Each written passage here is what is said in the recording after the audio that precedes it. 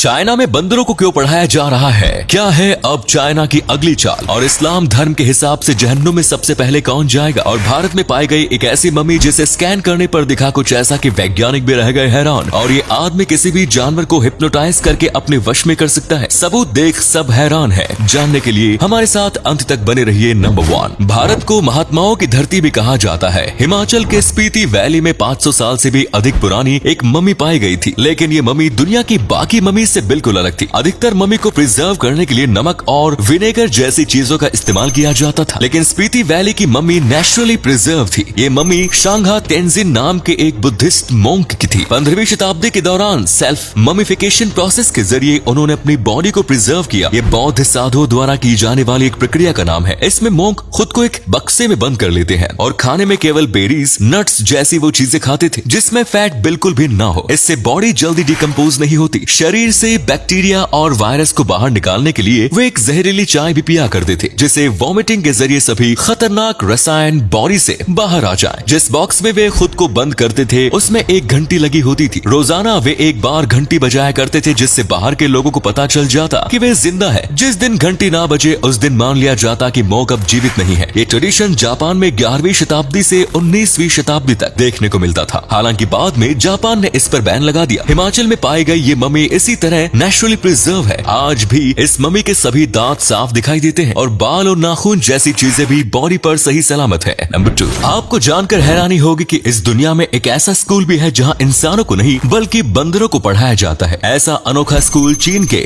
डोंगिंग प्रांत में स्थित है। यहाँ पर बंदरों को कई प्रकार की ट्रेनिंग की जाती है और इंसानों की तरह ही उन्हें काफी कुछ सिखाया जाता है, क्योंकि इंसान और बंदरों के जीन्स काफी हद तक मेल खाते हैं। ऐसे में चीन की सरकार का मानना है कि यदि बंदरों को ठीक से ट्रेन किया जाए तो उनका इस्तेमाल आर्मी में किया जा सकता है। इसीलिए धीरे धीरे चीन में बंदरों के लिए और स्कूल खोलने की बात भी कही जा रही है। हमें तो लगता है चीन को ये आइडिया शायद रामायण से मिला होगा। नंबर 3, समय समय पर बाजार में नए फैशन का ट्रेंड आता रहता है। आजकल हेयर कटिंग टैटू का चलन काफी बढ़ गया है। लोग अपने बालों की कटिंग कराकर इस तरह के अजीबोगरीब टैटू बनवा रहे हैं। खासतौर पर अमेरिका में ऐसे टैटू का चलन सबसे ज्यादा देखने को मिल रहा है। लोग इस तरह का टैटू पसंद कर रहे हैं, जैसे कोई व्यक्ति स्मोकिंग कर रहा हो। एक रिपोर्ट के अनुसार यूएस में रोजाना 2000 से अधिक लोग इस तरह का हेयर कट करा रहे हैं। ऐसे में भारत में भी जल्द ही इस तरह के हेयर कट वाले टैटूज का ट्रेंड देखने को मिल सकता है। नंबर 4, फिल्मों में सुपर हीरोज तो आपने कई बार देखे होंगे, लेकिन जापान के रहने वाले कांजावा सेंसेई एक ऐसे व्यक्ति हैं जिनके पास सच में सुपर पावर्स हैं। ये सुपर पावर कोई उड़ने की या आग उगलने की नहीं, बल्कि अपनी पावर से किसी भी जानवर को हिप्नोटाइज कर सकते हैं और उनसे अपनी मर्जी के मुताबिक कुछ भी काम करा सकते हैं। कई जानवरों पर कांजावा ये टेक्निक अपना चुके हैं। उनका कहना है कि मेडिटेशन और योग के जरिए ये खास पावर उन्होंने अपने अंदर विकसित की है। कांजावा जानवरों को हिप्नोटाइज करने के साथ साथ उन्हें सुला भी सकते हैं। कई वैज्ञानिक और विशेषज्ञ कांजावा पर रिसर्च भी कर चुके हैं, लेकिन उन्हें ये पावर कहां से मिली इस बारे में कोई पता नहीं लगा पाया। नंबर 5, अब हम आपको एक ऐसा किस्सा बताएंगे जिसे देख आप भी कहेंगे कि भलाई का जमाना ही नहीं है। पहले आप जरा इस मोहतरमा को देखिए। मासूम सी आंखें, खूबसूरत चेहरा और सुनहरे बाल। ऐसी महिला को देखकर भला कौन सा पुरुष खुद पर काबू रख पाएगा? इस महिला का नाम सोफिया है, जो यूक्रेन की रहने वाली है। रूस द्वारा यूक्रेन पर हमला करने के बाद सोफिया अन्य देश में अपना ठिकाना ढूंढ रही थी कि सोशल मीडिया पर उसकी मुलाकात इंग्लैंड की रहने वाली लोर्ना से हुई। लोर्ना ने सोफिया को इंग्लैंड में आकर रहने का ऑफर दिया और सोफिया इस बात के लिए राजी भी हो गई। लेकिन कुछ ही दिनों में सोफिया और लोर्ना के पति के बीच नजदीकियां बढ़ने लगी और दोनों को एक दूसरे से प्यार हो गया। बात इतनी बढ़ गई कि आज लोर्ना का पति टोनी अपनी बीवी और 3 बच्चों को छोड़कर शरणार्थी बनकर आई सोफिया के साथ रह रहा है और दोनों जल्द ही शादी करने का प्लान कर रहे हैं। वहीं लोर्ना ये सब देखकर काफी उदास है, जिस पर सोफिया की उसने मासूम समझकर मदद की।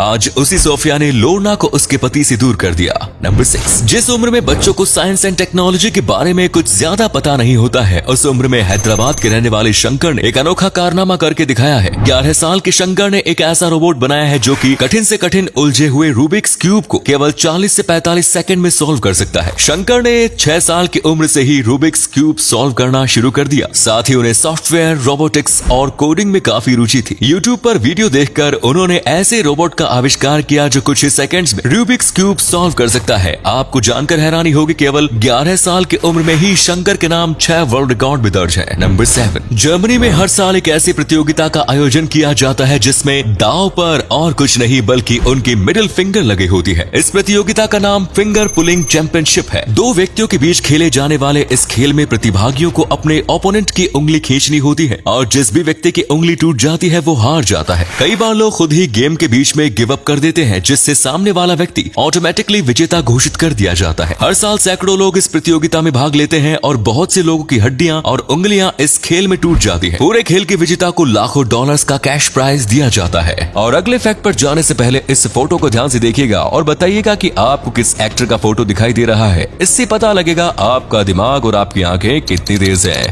मिलते हैं आपको 5 सेकेंड्स।